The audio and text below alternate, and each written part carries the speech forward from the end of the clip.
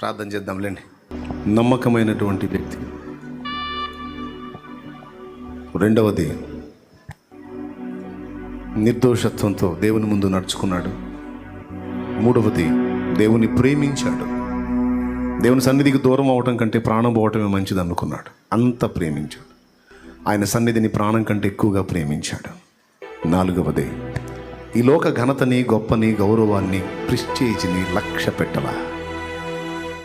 ఇక్కడ నా పరువు ఉందా, ఊడిందా, జనం నన్ను మెచ్చుకున్నారా, తిట్టారా, అయ్యో అందరూ నన్ను ఇలా అంటున్నారు, నుయ్యో గొయ్యో తాడో చీరో చున్నీయో వేసుకుందా మెడకి, ఇట్లాంటి పనికిమాల ఆలోచనలు చేయాలి. కొంతమంది ఉన్నారు, నాకు పరువు పోయింది, నాకు అది పోయింది, నాకు ఇది పోయింది, నేను ఇక బతకనని బొంద. పరువా? మనుషులు పొగిడారా? మనుషులు నిన్ను నిందించుకుంటున్నారా?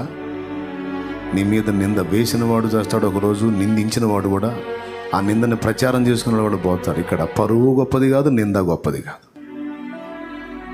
దేవుడు నిందిస్తే అది నిత్యమైన నింద, దేవుడు ఘనపరిస్తే అది శాశ్వత ఘనత.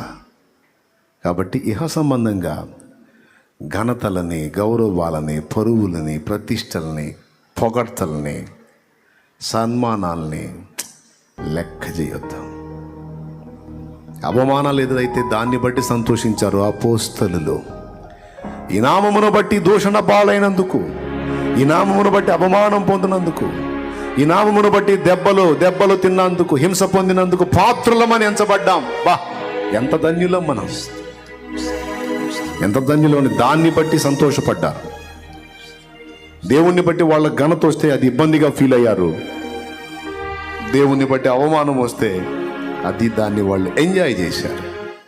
ప్రియ బిడ్డ, ఎప్పుడు మర్చిపోవద్దు, ఎప్పుడు మర్చిపోవద్దు. గుర్తుపెట్టుకొని జాగ్రత్త పడు. దేవుడు నీ పక్షాన ఉన్నాడు. జరిగించే న్యాయం ఆయన జరిగిస్తాడు. పరిశుద్ధ ప్రభువా, బిడ్డలందరినీ ఈరోజు ఈ మాటల చేత హెచ్చరించావు. 4 సంగతులు స్పష్టంగా చెప్పావు. ఆ 4 విషయాలు మా బిడ్డల హృదయాల్లో ముద్రించండి. నమ్మకత్వం, నిర్దోషత్వం, నీ యందు భక్తి, ప్రేమ, ఘనతలను లక్ష్య పెట్టకపోవటం, మనుషులు పెట్టు నిందను లక్ష్య పెట్టకుండా నీ ఘనతనే కోరుకోవటం మొదలైన ఈ 4 సంగతులు బిడ్డల హృదయాల్లో స్థిరపరిచి శిలాక్షరాలుగా ముద్రించి ప్రతి అడుగులోనూ ఈ సంగతులు గమనించుకుంటూ జాగ్రత్తగా ప్రయాణం చేయడానికి మా బిడ్డలందరి కృపని లైవ్ ద్వారా, జూమ్ ద్వారా ఎంతమంది అందుబాటులోకి వచ్చారో వారికి నీ కూడా అట్టి కృప దయచేయి. అందరినీ బ్యాలెన్స్ చేయి ప్రభువా. నాయన, మేము నీ ముందు జాగ్రత్తగా నడుచుకున్న వారమైతే సింహాలైనా మా ముందు నోళ్ళు మూయాల్సిందే. సింహం లాంటి ప్రాబ్లమ్స్, సింహం లాంటి సమస్యలు, సింహం లాంటి వ్యక్తులు, సింహం లాంటి పరిస్థితులు ఏవైనా మా ముందు తల వంచాల్సిందే. నీ ఎదుట మా జీవితం సరైనదిగా ఉంటున్నట్లు మమ్మల్ని ప్రోత్సహించు తండ్రి, బలపరచు. ఉదయకాలపు దీవెనలతో నింపు.